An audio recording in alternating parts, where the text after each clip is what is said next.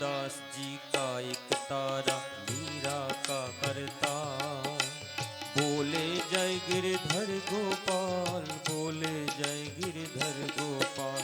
सूरदास जी का एक तारा मीरा का करता। बोले जय गिरधर गोपाल, बोले जय गिरधर गोपाल। सूरदास जी का एक तारा।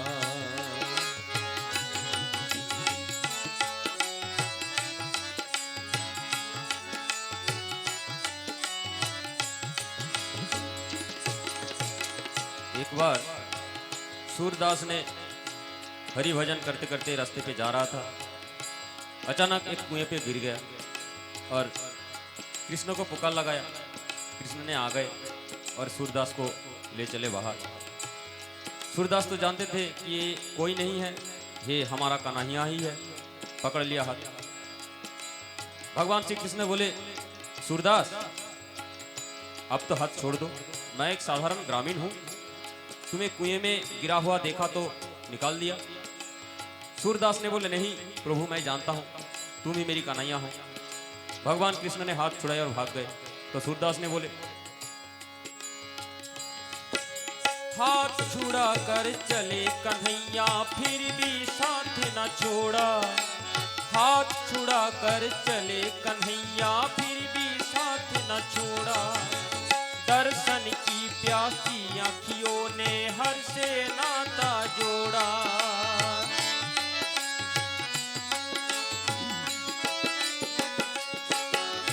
हाथ छुड़ा कर चले कन्हैया फिर भी साथ न छोड़ा।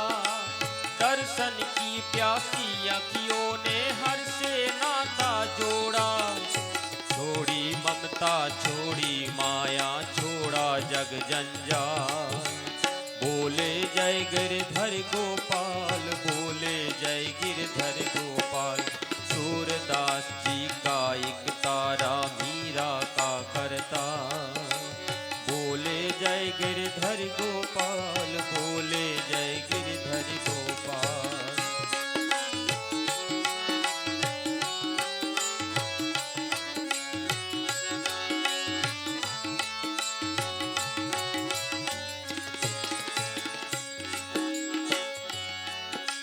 सूरदास की एक तारे ने छेड़ी ऐसी गाथा, जिसको सुनकर झुका लिया त्रिभुवन ने अपना माथा।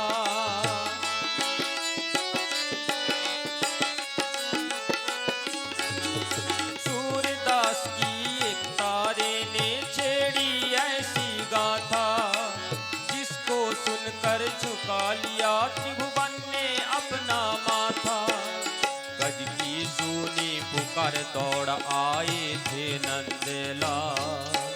बोले जय गिरधर गोपाल, बोले जय गिरधर गोपाल। सूरदास जी का एक तारा मीरा का करता। बोले जय गिरधर गोपाल, बोले जय गिरधर गोपाल।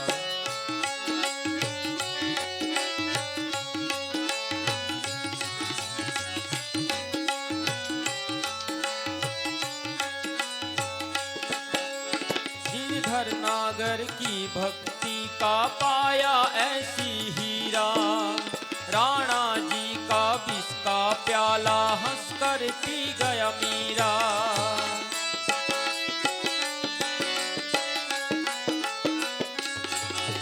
गिरधर नागर की भक्ति का पाया ऐसी हीरा। राणा जी का विष का प्याला हंसकर पी गया मीरा। मीरा गिरधर आगे नाची पहन भक्ति का मान। बोले जय गिरधर गोपाल, बोले जय गिरधर गोपाल। सूरदास जी का एक तारा मीरा की करता। बोले जय गिरधर गोपाल, बोले जय गिरधर गोपाल। बोले जय गिरधर गोपाल, बोले जय गिरधर गोपाल। बोले जय गिरधर गोपाल, बोले जय गिरधर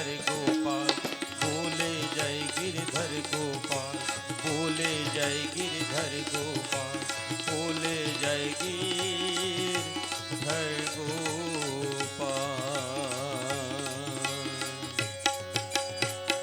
बोली कृष्ण कन्हैया लाल की जय। हरि ओम श्री परमात्मने नमः। अब आप प्रवेश कर रहे हैं दूसरे स्कंद श्रवण करने की इच्छा से। पहले स्कंद आपने श्रवण किया, क्या सुनना चाहिए, क्या तगना चाहिए। अब दूसरे स्कंद में कहते हैं ध्यान का विधि और भगवान के विराट स्वरूप का वर्णन। ओम नमो भगवते वासुदेवाय। शुकयुवाच वरियाने सते प्रश्न कृतो लोकहितं नृप आत्मविद सम्मत पुंसां सोत व्याधिषु यह पर। आपका हृदय भगवान के भक्ति से भरपूर, मन में एक ही चीज के बाद सुखदेव जी जैसे पूछ रहे थे, परीक्षित राजा पूछने से सुखदेव जी बाबा बार बार उत्तर दे रहे थे। आपकी भी मन में इच्छा इसके बाद क्या हुआ था। दूसरे स्कंद में कहते हैं बरियानेस्ते प्रश्न। हे राजा परीक्षित, तुम्हारा इस प्रकार प्रश्न करना श्रेष्ठ है, उत्तम है, जिससे सभी का भला हो। केवल अपना भला तुमने नहीं चाहा, सभी का भलाई के लिए तुमने ऐसी प्रश्न किया है। आत्मविद सम्मतो पुंसां सोतो व्याधिषु यह पर। जो मनुष्य के लिए जितनी भी बातें सुनने कहने के योग्य हैं, ये उसमें से श्रेष्ठ है। क्यों? ये केवल भगवत कथा से भरपूर है और दूसरा कुछ नहीं। आपको पेट भरना है, मुख्य चीज क्या है? भात। नहीं तो रोटी खाने वालों के लिए रोटी, तो केवल रोटी भी मिल जाए खा के पेट भरा लूंगा, दूसरी चीज आडंबर। केवल भात ही मिल जाए उसमें खुश पेट भर जाएगा। इसी प्रकार संसार में केवल एक ही ऐसी चीज है जो भगवान के प्रति उनकी लीला, उनकी गुण, उनकी महिमा, उनकी भक्त की आदर्श क्या है, यही। राजेंद्र जो गृहस्थ घर के काम धंधे में उलझे हुए हैं और अपने स्वरूप को नहीं जानते, मैं कौन हूँ, कहां से आया हुआ हूँ, मृत्यु पर मेरा क्या होगा, जो जानना नहीं चाहते हैं, उनके लिए हजारों बातें सुनने कहने के लिए क्या उचित है। उनकी सारी उम्र यूं ही बीत जाती है। देखिए ना, आज ये रिश्तेदार, कल वो रिश्तेदार, परसों ये रिश्तेदार, रिश्तेदारी में घूमते रहते हैं। यहाँ पर आश्रम में भागवत जी होगा आपके नर्मदा जी किनारे, सेवा करने के लिए बिल्कुल समय नहीं। कहाँ गए थे? रिश्तेदारी में गए था। कौन आना, विवाह में ज्यादा जाना चाहिए, ये उतना जरूरी भी नहीं है। वो तो भागवत जी हैं, मैंने कितनों बार सुना भागवत जी। तो उसके लिए क्या क्या करना चाहिए? उनकी सारी उम्र यूं बीत जाती है और रात निद्रा में या स्त्री प्रसंग से कटती है और दिन धन की हाय हाय करते करते उनको काट रहे हैं। गेहूं कट जाएंगे, कितनी जल्दी मूंग बोया जाए, मूंग कट जाएंगे, कितनी जल्दी धान लगाया जाए, नहीं तो मक्का बोया जाए। ये तीन खेती में इतनी फंसे हैं। यहाँ पर पहला साल जितनी भागवत हो रही थी, 11-12 साल शायद इसमें हो रहा है। अब की साल इतनी कम लोग सेवा के लिए आ रहे हैं, तो कहने के लिए नहीं। केवल जो घर में उनके उतनी काम काज नहीं है, वही केवल आके पहुंचते हैं। माई लोगों को भी देखा, बाबा लोगों को भी था। यही भागवत जी कहते हैं 5000 साल 5500 साल पहले जो कह कर कल गए, आज वही बात है, समय नहीं है। फिर कहते हैं संसार में जिन्हें अपना अत्यंत घनिष्ठ संबंधी कहा जाता है, ये शरीर पुत्र स्त्री आदि कुछ नहीं है, असत पदार्थ है। परंतु जीव उनके मुंह में ऐसा पागल सा हो जाता है कि रात दिन उनकी मृत्यु का ग्रास होते हुए देखकर भी समझता नहीं। शरीर धीरे धीरे बीमारी पकड़ता है, जितने पैसा कमाया था सारे डॉक्टर के गिन रहा है, और दूसरे घर वालों ने आस पड़ोस में कोई अदालत में ठोक दिया, वकील को गिन रहे हैं, और सत्संग लिए तुम जाओ तो कहेंगे कि इतना इतना ले जाओ, और अब की साल भाई हम फंस गए बताएंगे। तो ये भागवत जी बोल गए 5500 साल पहले, कहते हैं जो अभय पद को प्राप्त करना चाहता है उसे तो सर्वात्मा सर्वशक्तिमान भगवान श्री कृष्ण की ही लीलाओं का श्रवण कीर्तन स्मरण करना चाहिए। और मनुष्य जन्म का यही इतना ही लाभ है कि चाहे जैसे हो, ज्ञान से, भक्ति से अथवा सेवा से अपनी निष्ठा रखकर जीवन का परमात्मा में जितना जोड़ दिया जाए। तरह तरह उपाय बता रहे हैं, उतने ही उनके लिए फायदामंद है। मृत्यु के समय भगवान की स्मृति मेरे में बने रहे। मेरे स्मृति से भगवान हट गए तो मेरा तो सारे काम मटमेल हो जाएगा। उनको बना के रखने के लिए क्या उपाय है? गीता जी में बताते हैं 10वें अध्याय में, पीपल देवता कहते हैं असत्य सर्व वृक्षाणाम, सारे वृक्षों में से असत वृक्ष मैं ही हूं। जाह्नवी सरसाम महम, जिन भी नदी है उनमें मैं गंगा जी हूं। गंगा जी को देख के तुम परमात्मा को स्वरूप समझ सकते हो। कहते हैं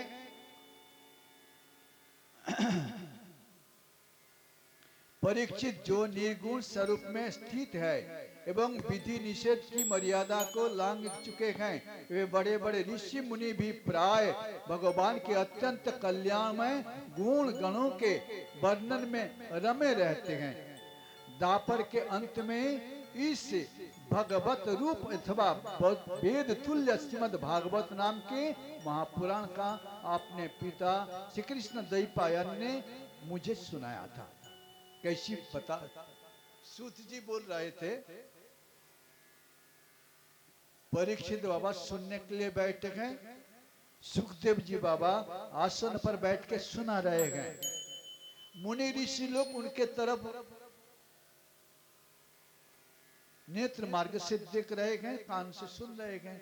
मैं भी वहां पर खड़ा था, मुझे बार बार देख रहे थे सुखदेव जी, और जो कह रहे थे मैंने उसको सुना और याद कर लिया। एक बार सुन के इतने बड़े भागवत 18,000 श्लोक जिसमें गए, वो मैंने याद कर लिया। वही कथा मैं आपको सुनाता हूँ। कहते हैं साधक कैसी साधन करे, तरह तरह के तो पथ मत निकला हुआ है, किंतु भागवत जी कहते हैं सुखदेव जी का वर्णन है, उनके पिताजी उनको कहा था, वही ये कह रहे हैं। आज वही क्रियायोग जो फोटो में है हम लोग भी सुना रहे हैं। जीतासन, आप पद्मासन करना नहीं चाहते हैं, किंतु पद्मासन के लिए भागवत जी कहते हैं जीतासन, जीत श्वास, जीतेंद्रिय, जीत संग। तुम्हारा पद्मासन हो जिससे हिले डुले नहीं, चुपचाप स्थिर होकर बैठना, और श्वास को तुम जितना प्राणायाम के द्वारा, वैसे नहीं ऐसे आप टीप के रखेंगे तो हो गया। राम नाम सत्य है। और जीत संग, जीतेंद्रिय, इंद्रियों को जीतो। क्यों क्यों ना इंद्रियों को हम नहीं जीतेंगे, मेरा मन नहीं माना। एक माई थी, जब उनके कान में आवाज पहुंची सत्संग होगी, तो उनके एक बड़ी खटपट नटखट बालक था, उसने कहा माई मैं भी जाऊं। तो माता जी ने अपनी सास को समझा रही थी, हे माता जी आप आपका नाती को संभाल के रखना ना। हाँ हाँ मैं संभाल लूंगी, तुम तो जाओ। बहू को माता जी ने उनको बता दी, जाओ सत्संग सुन के आना। लेकिन जब बेटा को माता जी के पास छोड़ के आ रही थी, तो बेटा ने दादी माँ को माना नहीं, नहीं मैं तुम्हारे पास नहीं बैठूं। हाथों से उनका हाथ को खोल दिया और दौड़ा, माता जी को जकड़ लिया, माँ मैं भी जाऊं मम्मी। अरे तू मत जा, तू बड़ी बदमाश है, वहां जाके उत्पात करेगा। मैं नहीं नहीं मैं उत्पात बिल्कुल नहीं, मैं जाऊं। चल, लेकिन ले तो जा रही हूं, वहां उत्पात मत करना। नहीं, आ गया। माता जी बैठी थी अपनी गोदी में दबा के। थोड़ी देर तक वहां तो नचना भी नहीं है, फोन भी नहीं है, टीवी भी नहीं है, कुछ नहीं है। बेचारा थोड़ी देर तक बैठा, 2 मिनट 5 मिनट तक ज्यादा माई ने उनको जकड़ के बैठी हुई थी। अब कहा मम्मी न क्या न घर चल। अरे 5 मिनट भी रहने नहीं दिया। तब उनके पास जो बैठी हुई थी, अरे तुम्हारे बेटा तुम क्यों ले आया यहाँ? वो माना नहीं भाई, ना तुम भी किनारे जाके बैठो। वो बेचारी उठी, किनारे जाके बैठ गई। वहां पर कहते हैं मम्मी घर चल। उनको उठा के घर ले गया। सारे भागवत जी, सारे रामायण जी उनको मुझ पर चढ़ा दिया। तो ये ऐसी है रामलीला। घर घर कहते हैं जीत, तुम आसन कैसे जीतोगे? ऐसी नहीं हो पाएगा। आपको धीरे धीरे आदत बनाते बनाते बन जाता है। जित श्वास, श्वास भी आपको जितना है। इस प्रकार आप अपनी मन को कब्ज में करो। मन ये बालक जैसे है, अब बहुत मुश्किल से समय बना के बैठे गए, सभी को खिला पिला के देखा मन आपका नहीं बैठता है। भगवान के नाम आप अभिराम जप कर रहे थे, फिर आ गए वासुदेव में, फिर आ गए अब शिव जी कर रहा है। देखा ना, माई लोग आजकल माई लोगों ने ज्यादा रुद्राक्ष ढूंढ रहे हैं, मतलब शिव जी के पास उन्हें ढल गए। पहले थे वासुदेव में, अब शिव जी में ढल गए। तो जब करते समय तो पहले आते थे राम राम, फिर बीच में आ गए वासुदेव वासुदेव, अब तो शिव जी हो गए। राम करते करते वासुदेव 3 हो रहा है। पर किधर जाऊंगा, स्थिति आप पहुंचा बाबा। अब देखो मेरे 2 डिब्बा शायद खाली खाली हो रहा है, 2-3 माला खाली हो गया। तो इस प्रकार हमारे सुखदेव जी बोल रहे हैं, ये देखो विराट पुरुष ब्राह्मण से मुखामासित। विराट पुरुष आपके सामने कोई ब्राह्मण देवता आ गए, अब मान लीजिए ये हमारे विराट पुरुष का ही मुखारबिंद है कि ना, ब्राह्मण के मुंह से वेद पाठ हो रहा है। जो वेद पाठ श्रवण करके ओम दो शांति अंतरिक्षं शांति पृथ्वी शांति राप शांति रौषधय शांति वनस्पतय शांति सामा शांति शांति रेव शांति। इतना शांति कौन कहेगा? ब्राह्मण छोड़ के आपके मुंह में थोड़ी आएगा। ये ब्राह्मण कहता है। वही ब्राह्मण ही विराट पुरुष के मुखारबिंद हैं। बाहु राजन कृता, सारे संसार को रक्षा करने वाले कौन है? आपके बाहु। तो आपने छोटियों को देखा, ये बाहु विराट पुरुष के हैं। उरु वैश्य, उरु तदा सद्वैश्य, पदम पदम शूद्र मजायत, पैर से शूद्र का। तो ये 3 प्रकार के वर्ण जो है विराट पुरुष का ही इस स्वरूप है। अतएव आपको इसी प्रकार विचार करते हुए संसार में आप रहेंगे तो क्षण क्षण बीजंगमं सर्वभूतानां, आप शिव जी का स्तोत्र पाठ कर रहे हैं। मान लीजिए शिव पूजा में बैठे हैं, ध्याये नित्यम, मैं ध्यान करता हूँ रजत गिरनिभम चांदी का जैसे रूप है, इस प्रकार उनका रूप है। चारु चंद्र बतंग संग, जिनकी मुखारबिंद इतनी सुंदर है जो कहने के लायक ही नहीं गए। इस प्रकार विश्व बीजम, जितनी भी बीज आप देख रहे हैं, विश्व का बीज वही परमात्मा की स्वरूप है। तो आपको क्षण क्षण याद दिलाने के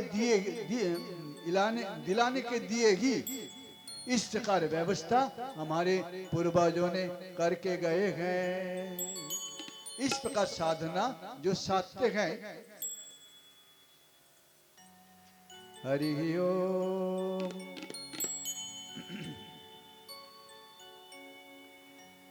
पांडुवंश शिरोमणि परीक्षित ने उनसे जो जो प्रश्न किए थे वे उन सब का उत्तर क्रम से देने लगे। श्रीमद् भागवते महापुराणे पारमहंसं संहितायां द्वितीय स्कंदे प्रश्न विधि नामोष्टमो अध्याय। ओम नमो भगवते वासुदेवाय।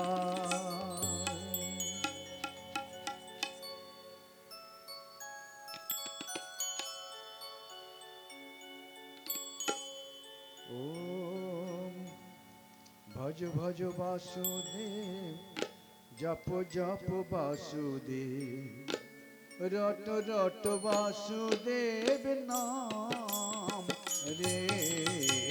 भज भज वासुदेव, जप जप वासुदेव, रट रट वासुदेव नाम रे।